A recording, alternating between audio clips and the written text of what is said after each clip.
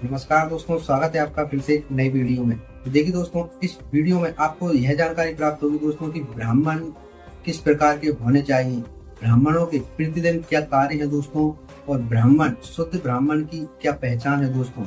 यानी दोस्तों, आपको ब्राह्मण को पहचानने की जानकारी प्राप्त होगी दोस्तों। आप ब्राह्मण की पहचान कर सकते हैं कि शुद्ध ब्राह्मण कौन सा माना गया है।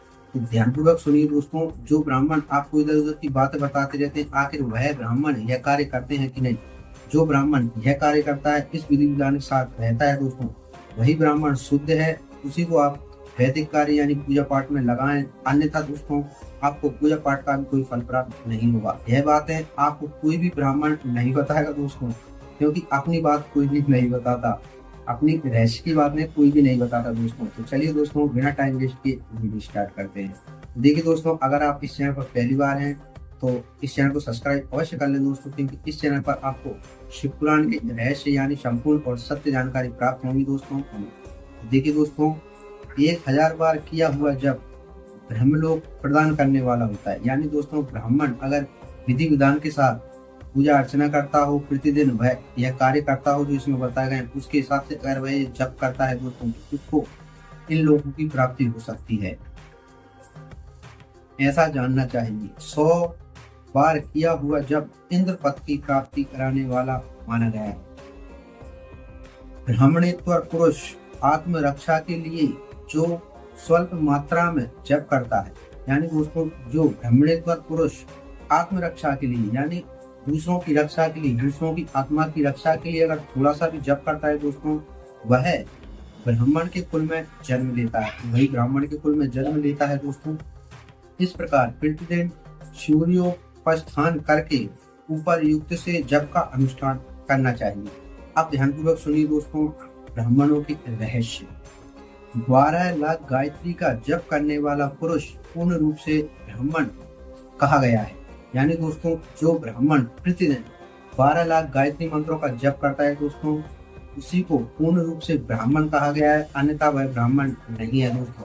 तो आपको ध्यान रखना चाहिए दोस्तों कि जो ब्राह्मण इधर उधर की बातों में न रहता हो, इधर उधर न घूमता हो और पूजा पाठ करता हो, ऐसे ब्राह्मण को ही शुद्ध ब्राह्मण समझना चाहिए।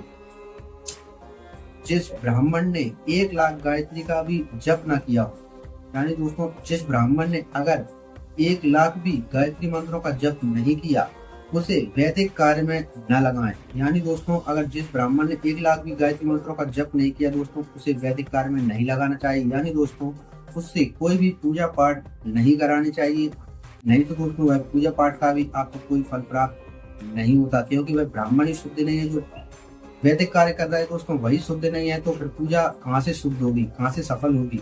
यह बहुत महत्वपूर्ण कार्य। अब आपके मन में क्वेश्चन चल रहा होगा दोस्तों कि आखिर ब्राह्मण को देखने उसके घर पे थोड़ी ना जाए दोस्तों कि वह जप कर रहा है कि नहीं। तो दोस्तों नहीं जा सकते, यह तो मैं मानता हूँ, लेकिन आप एक अंदाजा लगा सकते हैं दोस्तों कि यह ब्राह्मण घर पर रहता है, यानी इधर उधर कार्यों में नहीं रहता है, या प्रतिदिन सुबह शाम मंदिर जाता है, पूजा पाठ करता है। तो उस हिसाब से आप अनुमान लगा सकते हैं दोस्तों कि यह ब्राह्मण पूजा पाठ में रहता है, यह हो सकता है सही।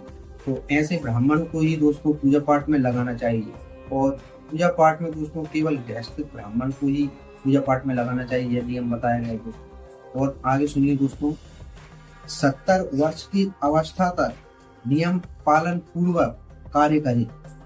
ब्राह्मण को 70 वर्ष की आयु तक नियम पूर्वक यह कार्य करने चाहिए। इसके बाद गृहस्थ त्याग कर संन्यास ले। इसके बाद दोस्तों वह गृहस्थ आश्रम छोड़ दे और गृहस्थ आश्रम से संन्यास ले लेना चाहिए ब्राह्मण को 70 वर्ष की आयु पूर्ण होने के बाद। परिवाजक या सन्यासी पुरुष नित्य प्रातः काल 12,000 प्रणव जप करे। अब संन्यास लेने के बाद दोस्तों वह ब्राह्मण प्रतिदिन 12,000 गायत्री मंत्रों का जप करना चाहिए दोस्तों उस ब्राह्मण को। यदि एक दिन नियम का उल्लंघन हो जाए वो तो दूसरे दिन उसके बदले में उतना मंत्र अधिक जपना चाहिए। अगर एक दिन भी उसने नहीं जपा दोस्तों, एक दिन भी उससे यह नियम छूट गया दोस्तों, तो दूसरे दिन उसको बदले में यानी 12 और 12 दूनी 24, तो 24,000 मंत्रों का जप करना चाहिए दोस्तों। इस प्रकार जप को चलाने का प्रयत्न करना चाहिए। यदि क्रमशः 1 मास उल्लंघन का व्यतीत हो गया हो तो 1.5 लाख जप करके उसका प्रायश्चित करना चाहिए। यानी दोस्तों अगर ब्राह्मण ने जब यह नहीं कार्य करता, अगर उससे एक महीने का उल्लंघन हो गया हो दोस्तों, तो वह 1.5 लाख गायत्री मंत्रों का जप करके उसे पूर्ण कर सकता है दोस्तों, तब जाकर वह पूर्ण हुआ। इससे अधिक समय नियम का उल्लंघन हो तो, यानी दोस्तों अगर 1 महीने से ज्यादा का भी, उससे अधिक का भी अगर नियम का उल्लंघन हुआ हो उससे, तो नए सिरे से गुरु से नियम ग्रहण करे। ऐसा करने से दोषों की शांति होती है, अन्यथा रौरव नरक में जाना पड़ता है। यदि दोस्तों अगर 1 महीने से ज्यादा का भी उससे उसके नियमों का पालन का उल्लंघन हुआ दोस्तों, तो उसको दोबारा से दक्षिणा अपने गुरु से नियम ग्रहण करके और फिर दोबारा से नियम पूर्वक चलना चाहिए दोस्तों। अगर वह ऐसा नहीं करता तो उसको रौरव नरक में जाना पड़ता है दोस्तों। यह बहुत महत्वपूर्ण बातें हैं दोस्तों, ध्यान से सुनिए।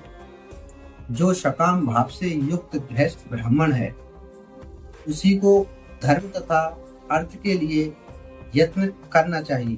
तो जो दोस्तों सकाम भाव से, यानी दोस्तों जो ब्राह्मण शुद्ध हो, जो खाता पीता ना हो दोस्तों, और जो सकाम भाव यानी अच्छे विचार रखता हो दोस्तों, दूसरे मनुष्यों से द्वेष न करता हो, जो सकाम भाव का हो, और जो गृहस्थ ब्राह्मण हो, उसी को कार्य में लगाना चाहिए दोस्तों। उसी से पूजा पाठ कराना चाहिए, उसे ही वैदिक कार्य में लगाना चाहिए।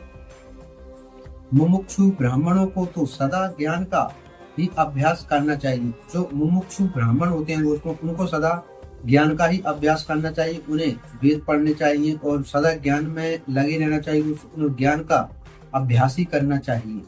धर्म से अर्थ की प्राप्ति होती है, अर्थ से भोग सुलभ होता है, और उस भोग से वैराग्य की प्राप्ति होती है। धर्म पूर्वक उपार्जित धन से जो भोग प्राप्त होता है, उसे एक दिन अवश्य वैराग्य का उदय होता है। धर्म के विपरीत अधर्म से उपार्जित धन के द्वारा जो भोग प्राप्त होता है, उससे भोगों के प्रति आसक्ति उत्पन्न होती है। तो देखिए दोस्तों, यह ब्राह्मणों के नियम थे दोस्तों। तो ब्राह्मणों को यह कार्य प्रतिदिन अवश्य करना चाहिए दोस्तों। और जो ब्राह्मण यह कार्य करता है, गायत्री मंत्रों का जप करता है, पूजा पाठ करता है, सदा विचार रखता है, अच्छे भाव विचार रखता है, तो ऐसे ब्राह्मण को ही शुद्ध माना गया है दोस्तों। ऐसे ब्राह्मण को ही वैदिक कार्य में लगाना चाहिए। अगर दोस्तों आपको यह जानकारी और यह वीडियो पसंद आई हो दोस्तों, तो इस चैनल को सब्सक्राइब और इस वीडियो को लाइक अवश्य करें दोस्तों। और इसके अलावा अगर आपके मन में कोई क्वेश्चन हो दोस्तों, कमेंट में अवश्य पूछ सकते हैं दोस्तों, मैं उसका आंसर अवश्य दूंगा। चलिए दोस्तों, मिलते हैं नेक्स्ट वीडियो में, तब तक के लिए जय श्री राम।